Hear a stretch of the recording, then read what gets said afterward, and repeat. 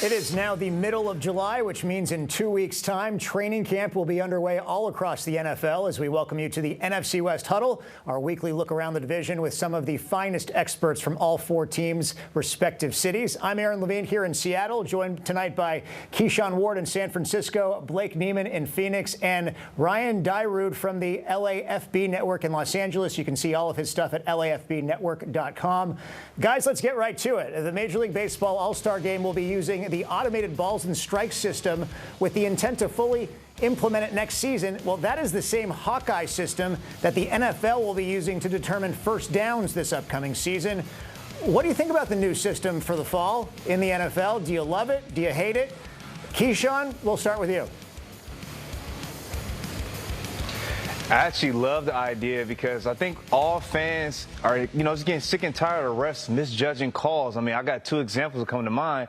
Most recently, when the Bills and Chiefs faced each other in the playoffs, you guys all remember Josh Allen did his own tush push, and, the ref said that he didn't get the first down. But if you look at the replay, it kind of looked like he did. He got over, got the extra yard. And then another example that comes to mind, this is back in 2017 when the Raiders playing the Cowboys, and a ref actually pulled out a note card, put it between the ball and the first down, and what do you know, the ref says it wasn't first down, and the Cowboys end up winning the game. So calls like that really determine the outcome of a game. So, those calls by these refs is very subjective, so why not go with a system that's more robotic and more accurate? So let's just go with that instead going forward. Yeah, an index card, no more representative of an analog system in a digital world. Blake, you guys buyers or sellers of the technology down in Phoenix? I would personally be buyers. I think innovation is the future, and getting the call right is all that fans want. I mean, at the end of the day, officials get yelled at and get their fair end of criticism. So why just not take that out of play, get the right call by find technology that puts it in the technology's hands, ensures that it's truly accurate, that there's no room for speculation. I think this would be a great implementation to the NFL. I think MLB should already be implementing it into their systems at the major league level. I know they've been doing it in spring training as well as in the minor leagues. So I think adding this to the NFL would benefit fans, benefit viewers on broadcast as well, just to know that they're getting the right call every single time. So we're 2 for 2 here. Ryan, the whole video explaining the Hawkeye system on the NFL website actually shows all the equipment at SoFi Stadium in Los Angeles. What do you think about it? Well, Aaron, I mean, the correct answer is yes, you have the technology, use the technology, but I'll be different from the panel, and we'll do something a little different here. And I'm going to say, to err is to be human, and that is what makes sport so beautiful, is kind of the human element to it. It hasn't been fully taken over by AI like we've seen so many of our industries. And we wouldn't have any more bar fights or discussions or podcast debates if every call was right all the time. It would take that aspect out of it. So I'll go just to be different from the panel. I will say, hey, let's keep the human element in it. Let's keep these odd intricacies of using index cards to measure first downs and have some fun with it. The correct answer is the technology, but I'll be a little different for the sake of being different. I love the originality there, and your point is well taken. As for me, I mentioned it earlier this week. The sport of tennis has been using the same Hawkeye system since 2006, and there have been very few complaints. I mean, the fact that Major League Baseball and the NFL have basically been living in the dark ages for so long, kind of hard to understand. Now, to Ryan's point, I'm going to give baseball the benefit of the doubt because of, traditionalists and the fact that human error often leads to everyone's favorite pastime of watching managers and umpires get in each other's faces and throw tantrums on the field, kick dirt on one another. But with the NFL, I understand the discussions and everything that's happening between fans, but I can't think of another good reason why they haven't done this sooner. We've had replay review forever, coaches' challenges, and yet we still rely on human beings and chain gangs to spot the ball on the field. Without using all the technology available to us, the NFL generated more than $23 billion in revenue last season. You think they would do everything in their power to use every bell and whistle available when it comes to technology to make these games as fair as possible. So, yes, I am very excited for them to get things right more often than they have in the past. Okay, next topic. This season, teams are allowed to wear throwbacks or alternate uniforms up to 4 times. That's up from 3 times in the past. But in college football, teams can wear as many uniform and helmet combinations that they want. I mean, Oregon has basically made a business out of it. Would you favor a similar situation in the NFL, or do you favor teams being restricted to just a couple of uniforms, and why? Blake, we'll start with you this time. Yeah, so this is actually right up my alley because I grew up actually near the Oregon campus, and I've always been a fan of creativity with your uniforms. I mean, it's a free country. Why not have creative freedom in what you can wear on the field? I get there's traditionalists who like the traditional team colors that they have, but having some throwback and alternate uniforms, I think, brings back some of that tradition that fans are after, some of the old uniforms. I think it would be a great thing for the NFL to just not put a cap on how many alternate uniforms you can have. Allow teams to be creative. Oregon, like you said, has made a business out of it, being unique, being different. I think that separates teams and, honestly, uniform departments and clothing wear, and it gets fans more into it, allows for more creative freedom. I'm a fan of it. Absolutely. Ryan, what do you think in L.A.? Yeah, I completely agree. This is one of those weird kind of rules that really never makes any sense, similar to like how coaches can get fined if they don't wear their team gear on the sidelines. I used to love when Jack Del Rio would say, you know, whatever, I'm going to wear a suit anyway, I'll pay the fine. But it makes no sense. The NFL is in the business of making money. You think they would want more jerseys to be able to sell and more opportunity for fans to have kind of a different variance of what they do. And I love all the different looks. I love these throwbacks we've seen a lot of these teams come out with. And specifically, Aaron, being here in LA, uniforms are always a hot topic for debate. When the Rams did their rebrand just a few years ago, met with a lot of criticism, but it gave them opportunity to every year kind of launch a new color, a new scheme, and it kind of gets the fan base rejuvenated about that. Obviously, up in Seattle, you guys have some great schemes with the bright lime green and all that stuff. So, I mean, I think it's a no-brainer. Like, the more variance, the more opportunity, the more fun and creativity you can do. Why would you not do that? Yeah, the lime green up here, much better than the highlight green that they used like all the way back in like 2009 when Jim Mora was head coach for 1 year. I mean, there was so much wrong with that season, including the Mora era, but that was definitely one of them, the jerseys. I'm going to go 3 for 3 on this one. I agree with both of you guys. I know those of us who aren't at Oregon or are not Oregon alumni like to joke and make fun of the school and their sugar daddy, Phil Knight, for all the different jerseys and helmet combinations they have there. But to me, if that's my team, I would love the variety. And I'm guessing that the school itself is able to generate a lot of revenue, being able to sell those various combinations of the jerseys they wear. And think about it, to your point, Ryan, I mean, teams in the NFL have been around, first off, long enough where we know what the traditional uniforms look like. I mean, for the Niners, it's the scarlet tops. With the Rams, it's the royal blue tops with the gold letters, even with the rebrand, or the gold numbers. So we can always go back to that. But why limit teams to just one alternate jersey or one throwback jersey? Why not allow them to get creative in repping their team? Maybe not 50 combinations, but I'm cool with 5 or 6. And then it also allows the league, as I mentioned Ryan's point, the teams, they can sell all these different jersey combinations to some fans who normally buy just 1 or 2 jerseys. They might want that really cool jersey they wore in week 7 or the one they wore in week 10.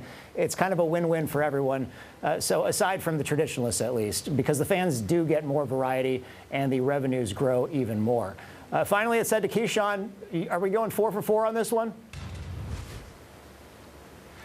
Yeah, Aaron, we got to go 4 for 4. I know that's not really the point of this show. We got to have our different takes, but hey, it's kind of a dumb rule in my opinion. I could never understood why they limit teams to a certain amount of uniforms during the season. I mean, you guys kind of brought it up many times throughout you guys' takes was it's a good business model. I mean, look at the Oregon Ducks. I've literally had 2 interviews with former Oregon Ducks from this area. They kind of both told me the same thing where they chose Oregon because they could wear the amount of uniforms. And I believe the variety is better for business, make more money, fans getting more into it. I mean, heck, when I was playing Madden back in the day, anytime I played a different team in my season mode, I've always had a different uniform for the team I was playing with. Because it just kind of gets boring seeing the same uniform week in and week out, whether it's home or away. And then I just think that, you know, fans got more fun with it. And then, honestly, I remember such a weird situation last year. The Niners were playing against the Cardinals. It was super hot out here. And I remember the Niners couldn't wear a certain uniform because they already worn it like 2 times in a year, and they only had a certain amount to wear, so they had to wear something else. But it's like, why do we got to think all about all that? Just let them wear the uniform they want to wear, and just, you know, let the fans enjoy it because, you know, it makes more money for the NFL and fans enjoy it. Yeah, so I mean, we're unanimous on that topic. Maybe we'll come up with one where people are at odds with each other a little bit going forward. Topic number 3. 2 teams in the division have already been featured on HBO's Hard Knocks. The Rams have been there twice, the Cardinals during the 2022 season. The Seahawks and Niners have not. So for the teams that have been on the show, what was your favorite storyline that was documented on the show? And for the teams that haven't, what should the biggest storyline be? Now, Ryan, since the Rams have been featured twice, let's start with you. Yeah, so I mean, the 2016 Hard Knocks had so many great storylines. Obviously, the Rams had just moved back to Los Angeles, so that was like a big feature in it. You had Jared Goff was the first overall pick. The Rams traded up from the teens to get, so obviously they were really following Jared Goff. If you remember, there was I can't remember if it's the first episode, but there was that scene when he's in the plane flying over LA and he doesn't know if the sun like rises in the east or the west, and that was like a big hot topic of discussion. Like, how's this quarterback go to Cal, first overall pick, not know where the sun rises and in relation to the LA beaches and whatnot. So much fun stuff. There was another fun little tidbit I remember where they had just started their training camps at UC Irvine, which is where they held it all the way until last year. They moved to LMU, and there was a scene with, I think it was like Kenny Britt and Brian Quick, who were those were the starting receivers for the Los Angeles Rams in 2016. They were like cruising around a golf cart on the UC campus, and they flipped it, and luckily did not suffer any season-long injury. But just, I think those are the fun moments of Hard Knocks, aside from some of the other storylines. And then I'll just be really quick. The 2020 version was a really interesting one because that was obviously during COVID, and they shared the Hard Knocks with the Los Angeles Chargers. So the fan bases weren't too pleased because they had to share the spotlight with the other team in LA. But, there was some funny stuff going on with COVID. They obviously had all the social distancing, and there's a scene of Sean McVay wearing just the clear visor that just looked silly, and he felt like he was like a mechanic or something. So a lot of fun storylines since the Rams have been in Hard Knocks. We'll see if they get back again soon. Yeah, love the COVID precautions, especially with that specific year and all of the masks that they had. One quick question, Ryan. Are the Rams going to have their first training camp this year at Warner Center? Are they still in Thousand Oaks, or where are they this year? Yep, so they're at LMU again this year. LMU, I think they signed a 2-year deal, and then they should be at the Warner Center next year. Okay, cool. We're going to talk a lot more training camp next week, right before training camp begins. I'll go next. Let me start with my favorite Hard Knocks story. Tight end Luke Wilson was featured on the show when he was with the Raiders in 2019. He was cut, and then he ended up back with the Seahawks that season, where he started his career. And I remember him telling us how much of a farce some of that show was in detail. At one point, they were telling his story, and they used a video angle of a different tight end getting lit up by a defender in practice. It was not even him. And they aired that episode. They portrayed it as him, and Luke was getting blown up by all of his friends and family for taking this huge hit that he never even took. And so that was just one of his complaints about how the show took creative license to push narratives that he felt weren't completely true. That being said, it is an entertaining show, and if it was the Seahawks, I'd be interested in them following Shaquille Griffin in his return to Seattle this fall, because the first time he was here, he was a bona fide starter on the outside as a cornerback, and now he's a veteran coming back to a very different secondary, and he's essentially competing for the third cornerback spot. His spot on the roster is not guaranteed, very similar to the way Luke Wilson was fighting for a spot when he went to the Raiders. And I would also like to see the dynamic between Shaq, who has a great personality, and this new look secondary led by Devin Witherspoon and his dynamic personality. It would really be fun to see how those two gel and how Shaq fits with this group. It's almost full circle, because when Shaquille Griffin first got here, Richard Sherman was still in Seattle. So now we have Witherspoon, who sort of reminds me of Sherman in terms of his personality. So it would be interesting to see how all of that pans out. Keyshawn, you're next. What kind of surprising I'm surprised, by the way, the Niners have never been on Hard Knocks. What's your storyline of choice? My storyline choice for the 49ers would actually be when they go down to Denver and take on the Broncos for joint practices. I mean, as you guys probably don't know, but there's a couple of former 49ers on the Broncos team. Dre Greenlaw, Talanoa Hufanga. I think those are some fun matchups with Dre Greenlaw going against Christian McCaffrey or Hufanga going against George Kittle. But I want to tell you guys my favorite Hard Knocks moment with the Rams. It was actually back in 2016. Probably not the biggest storyline, but it was the very first episode. You guys probably don't remember this, but Deion Long, a wide receiver for the Rams at that time, he got in trouble for bringing a woman into his room, and Jeff Fisher was like, he brought him in, he's like, come on, man, I have, certain rules, and you just kind of broke the rule, and I just told you guys not to do that. And Deion Long was like, hey, man, it wasn't that long. I just had to bring me something. And then Jeff Fisher cut him on the spot. And it was like a big uproar on social media when that happened, because Deion, he wasn't just notable wide receiver on the team, but he actually lost his opportunity to make the team by trying to bring a girl into his room, very immature. And I remember Jeff Fisher kept saying over and over, we are not going to do 7-9 things. I mean, I hate to say it, but they ended up going 4-12. So it was an even worse record that he predicted. But, yeah, that's probably my favorite Hard Knocks moment with the Rams. That is fantastic. Finally, Blake, anything down in Arizona that people remember from the 2022 version inside that season on Hard Knocks? Yeah, so I'm going to keep it 100. I honestly was still in high school when the Cardinals got documented in 2022. I just started on staff here on Fox 10 like 6 months ago. But looking back at some of the moments, looking through Twitter and things like that, I will say that one that stands out just from scrolling through things is on one of the episodes, James Conner was having Christmas dinner with his mom, and they were kind of just reflecting on his journey from being diagnosed with lymphoma to ultimately getting drafted by the Steelers and now ending up with the Cardinals. So more of a heartwarming tale that Hard Knocks can bring out is some of those stories and emotional moments behind the lens. It doesn't always have to be the pads popping, and all that stuff is great, and the trash talking, but I think those emotional human interest stories are also fun to bring out in that behind-the-scenes access. Well, the one great part about this show is nobody checks IDs to be on the show. So I'm glad you're joining us today, and congratulations on your graduation of high school back in, 2022 or 2023. When was it? What year? 2022 is when I graduated high school. Okay. I graduated from ASU this year. So well, congratulations on that as well. And we're all now feeling very old. Okay, time for our last topic of the show. Who is your favorite player of all time for your respective team, and why? And who is your favorite player of all time from any other team in the division, and why? I'll go first on this one. My favorite Seahawk of all time is probably Doug Baldwin, just because I really got to live his full story as much as a journalist possibly could. I was aware of him when he was at Stanford, watched him play for Jim Harbaugh. They made it to the Orange Bowl, I think his junior or senior season. And then to see this undrafted guy with a very low chance of making the team start to make an impression in training camp, and then to be in San Diego for that first preseason game in 2011, and to see him as an undrafted rookie lead receivers in that preseason game. I think he had 4 catches, just 29 yards, and we interviewed him after the game, and it was like he had just won the Super Bowl. His emotions were incredibly high. He worked his butt off to make that team that year, and then he turned into one of the best receivers, possibly the best route runner in this team's history. He's 4th all-time in receiving yards, 3rd in touchdown catches, 4th in total catches. So to go from undrafted to that, it takes a very special kind of player. And my favorite player of all time elsewhere in the division, I've gotten some pressure to say Larry Fitzgerald, and I do love the guy. It's really hard not to pick him, but I am going to stay in Arizona. I'll go with the Seattle kid, Budda Baker.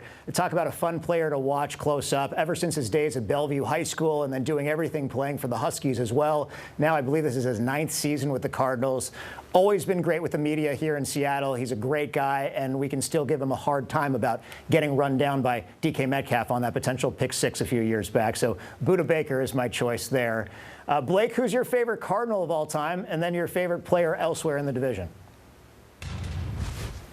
Yeah, so I'm going to go with the cop-out answer, Larry Fitzgerald. I was a wide receiver playing in youth football, and seeing Larry Fitzgerald during his prime days, he was one of the best receivers this game has ever seen, and just his demeanor as a hard worker, grinder, even through the highs and lows and the different transitions of the Cardinals franchise, he was always that consistent guy that you could rely upon all the way up until the bitter end of his career, which he hasn't officially announced his retirement yet, still to this day. But if I'm going with another player in the division, my athlete idol was Jerry Rice. And I know I may be seem young to say that, but I literally have a quote in my bedroom from Jerry Rice saying, "Today I will do what others won't, so tomorrow I can accomplish what others can't." I admired Jerry's work ethic from day one, and just seeing how he up until Tom Brady won all his Super Bowls, was widely considered the greatest football player of all time. I think Jerry Rice is just a remarkable work ethic, and his determination really inspired me to do what I'm doing now. Certainly one of the best Seahawks to ever play the game, Jerry Rice. Yeah, Keyshawn, you're next. Your favorite Niner and then favorite other player in the division of all time? Well, he's, not really known as a Niner, but hey, he made his impact while he was in the red and gold. I got to go with Mr. Primetime, Deion Sanders. I mean, his impact that he made on the Niners literally got them over the hump to finally beat the Dallas Cowboys in the NFC Championship and finally get their 5th championship. And then, since then, they've been on the quest for 6. But, man, Deion, he was the Defensive Player of the Year.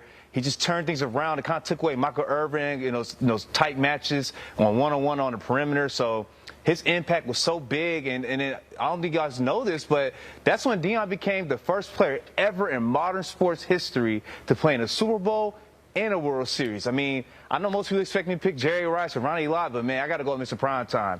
Now, my favorite player that's not a Niner that's in the NFC West, oh, this is tough. It's either going to be Patrick Peterson or Earl Thomas, but I got to go with Earl Thomas, Aaron. I mean, Earl at that time in the 2010 was the best sideline-to-sideline safety, the centerpiece for the Legion of Boom, and honestly, he's probably the most consistent player in that secondary. I mean, Earl could do everything, be a ball hawk around the field, come downhill, and make big hits on receivers and running backs. I mean, most notably I remember Earl for was every time a running back would, diving towards the goal line, the pylon, Earl would chop the ball out, force fumble it, make it into a touchback. So Earl, he's going to be a Hall of Famer sooner than later. So, yeah, Earl Thomas, my favorite player that's not a Niner, and my favorite Niner of all time is Deion Sanders. Wow, going with the defensive backs there, and two, not many that are better than those two defensive backs in general in terms of athletes in their prime of their careers. Lastly, Ryan, give me your favorite Ram of all time and then someone else in the division. Yeah, I mean, we look at Rams history, so many choices from their time in LA to the greatest show on turf in St. Louis to now being back in LA. I'm going to throw a wild card out there that I doubt any of you have even heard of, but just I love his story, and I found out about it probably when I first started in this business, and I kind of discovered him, and his name is Dieter Brock. Now, Dieter Brock was a 10-time CFL quarterback, or 10-year, I should say, CFL quarterback. He signed in 1985 with the Rams. He still to this day is the oldest ever rookie quarterback of all time at 34 years old. And that year he led the Rams to the NFC Championship game, where they went on to lose to the 1985 Chicago Bears, arguably the greatest defense of all time. So had they not gone up against the vaunted Bears defense, Dieter Brock could go down as one of the most historic rookies of all time because of his age and leading the Rams to a potential Super Bowl. So I love his story. That was his only year he played in the NFL, was done after that. But such a fun story and just kind of an interesting name in history and Rams history that probably not many people know. As far as non-Rams, I also cover USC, big USC guy, so I got to go with the Trojan legend and the Niner great, Ronnie Lott. I mean, one of the best safeties collegiately and in the pros of all time. Just the vicious hits. I don't even know if he could play in the NFL with today's rules in terms of how he was able to play the game and hit. He probably would get penalized almost every time. But just an absolute stud of a player, great human being, still very involved down here in LA with the USC Trojans. Helps out a lot with stuff around the campus and whatnot. So Ronnie Lott, all-time great. And Dieter Brock, for those that want to do some research, Rams legend, in my opinion. That's awesome. And Ryan, you and Pete Carroll have something in common, because I believe Pete talked all the time about how much he loved Ronnie Lott as a player on the field, and he very much admired him. And also incredible how one game could determine that nobody knows Dieter Brock. Had he won that game, you're right, we would have all heard of this guy at some point. I certainly haven't. I'm going to go out on a limb and say that Blake hasn't either. And then how about you, Keyshawn? I have not, I'll be honest. And I'm a historian when it comes to football, but that's a name I don't really know about. And my dad's a huge Rams fan, so that's my bad on my part for not knowing who that is. Yeah, Dieter Brock. I'd be more inclined to call him Brock Dieter. That's amazing. That's going to do it for us this week. Thank you, guys. Next week, with training camp upon us, we're going to take a closer look at some of the biggest storylines to keep an eye on as we head into the regular season. And a reminder, you can see us anytime on the Fox Local app. You can also see all of our stuff on our respective Fox Local websites, and also Ryan's great Rams content at lafbnetwork.com. Have a great week, everyone. We will see you next time.